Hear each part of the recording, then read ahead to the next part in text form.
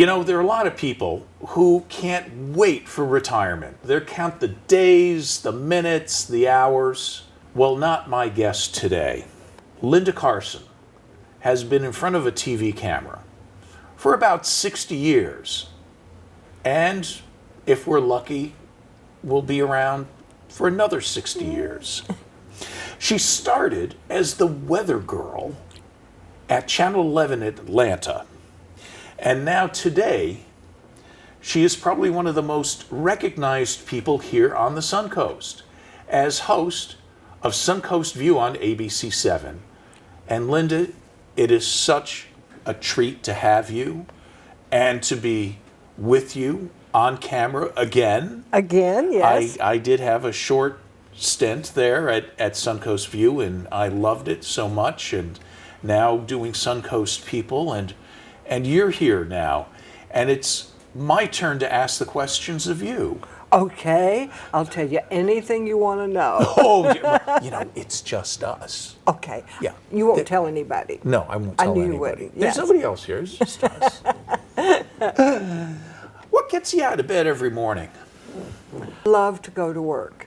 I like the excitement, the energy, seeing people, being around people, unusual things happening. When I come home from work about 4:30 in the afternoon, I'm so tired. But the next morning when my alarm clock goes off at 4:30, I can hardly wait to get started. I'm just so excited about the day. So I think the adrenaline that I get from working and being involved in things keeps me on the go, and because I'll be 84 this summer. And when I started in Atlanta, you mentioned Atlanta. When I started in Atlanta, those of us on television had a meeting. I was the only woman, and the woman who was speaking said, "I want you to know, honey, that they don't like women over 30 in television. So just get ready to find a new job after you're 30." And here I am at 84, and I just signed a new contract with ABC7. Congratulations. Thank you. Congratulations. I hope you're getting what you want out of the contract. Yes, I love working. I'm getting to be there another year, yes. Well, and hopefully many more years, unless you find another show that will steal you away. Not many people are looking for 84-year-old women to come in and start out on a new job. I am perfectly happy where I am. Isn't that strange? Totally happy with where I am. It's a great show, and you do such a great job on the show. And you've had some adventures. You've had some experiences on Suncoast View along the way, haven't you? Yes, we just got back from a Disney cruise, which was very, very exciting. We met a lot of interesting people. I made a terrible mistake. On a 6 o'clock live shot, this darling character came up to me and I said, "Oh, Mickey, I've loved you all my life. You're my favorite person." And then when it was over, somebody said, "That was Donald Duck." So I spent the rest of the day apologizing to Donald Duck for mistaking him for Mickey Mouse. It's a wonder I'm still on television. Well, you know, worse things I think have happened. I mean, you didn't get kicked by any goats while on the Disney cruise. Everybody reminds me of that. Yes. How do you feel about that? And everybody's, "Oh yeah, wasn't she the lady that was she got kicked by a goat on TV?" How do you feel about that? I've been doing television news for 60 years. I've interviewed all the presidents through Obama. I was in the room with George Bush on 9/11, and what do people remember me for? Getting knocked down by a goat. I was going to say that damn goat, but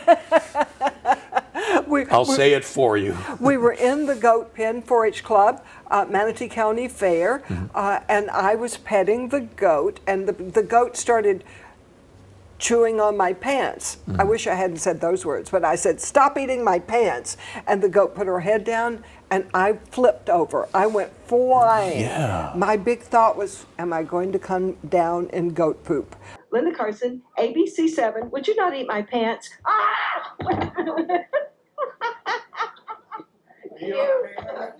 But no, 4-H clubbers keep their stalls very clean. Wow. Thankful for something, I guess. So I got up, walked back over, and the goat tried to get me again. So that was very exciting. I have to touch on, you mentioned President George W. Bush the day of 9/11. 9/11, and you were in that classroom. What did you witness? What did you see? What did you feel when that all went down that morning? Well, we were in the classroom with President Bush because they had one person from network, Ann Compton. They had local station, that was us, and they had one person from the school board. And we were standing back here, and the president was about as far away from me as you are, and he had kids reading in front of him. So he walked in and sat down. We had been in that room for several hours getting set up, and the Secret Service kept us there, so we had no idea anything was happening. And he was reading with the kids, and then his chief of staff came over and whispered in his ear, and I thought he said, "Time to move on." But the president let the kid finish reading, said, "What a good job," stood up, and they had told us to leave our phones outside. Ann Compton still had hers in her hand, and she said, "Mr. President, do you know that a second plane just hit the World Trade Center?" And he said, "We're going to deal with that in a minute." And he started toward the media center. We were supposed to go around a different way, but by this time we just went right beside him. He never, I thought a president was like a puppet. Somebody told him what to say and pull the strings. Nobody was telling him what to say. We went straight to the media center, and he addressed the world because all the networks were there because they were following him to the school. So he addressed the world, and I felt so proud to be American, so strong. We all suddenly just held hands. We all just held hands. People, we didn't even know who was beside us, but it was a feeling of strength, of coming together, and we're not going to let this happen.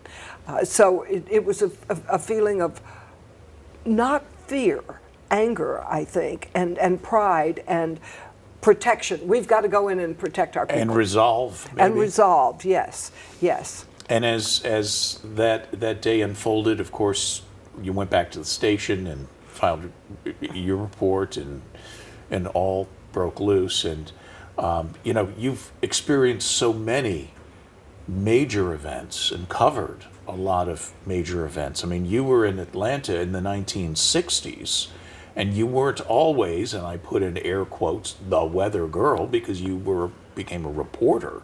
Yes. And maybe you can reflect on what it was like in the 1960s. I mean, you had met and gotten to know Dr. King, yes. Martin Luther King Jr. I was the first female reporter, and my cameraman was the first black cameraman, so they put us together to cover the civil rights movement. Clarence Gordon was his name, and so we would go out and interview Dr. King and Mrs. King anytime they were home. But then when Dr. King traveled, they said, well, it's not really nice for a woman to go cover the man, so you cover Mrs. King. So everywhere they went, I was there. When they would go to other cities, when Mrs. King went, I went. But I was over at their house a lot. Dr. King would sort of hold court at Pritchard's restaurant, so anytime the media wanted to ask him anything, we could just go in, pull up a stool, and talk to him. We covered all of his sermons, 3 hours long, sometimes they were. My dad was a Baptist minister, and I got to know Dr. King's father very well. We called him Old Dr. King, but he knew my dad. And those were the miniskirt days. We were in an elevator once, and old Dr. King turned to me and said, "Missy, you go home and put on some decent clothes or I'm going to call your daddy." And my daddy would have been right up there too because I was wearing a miniskirt. But the night Dr. King was shot, I was anchoring the news. I had my co-anchor, Bill Conover, and I, and all the wire machines went crazy. And we ran back to see what it was, and it said that he had been shot. So news was very different then. We called the mayor of Atlanta and told him, Ivan Allen, and told him that Dr. King had just been shot.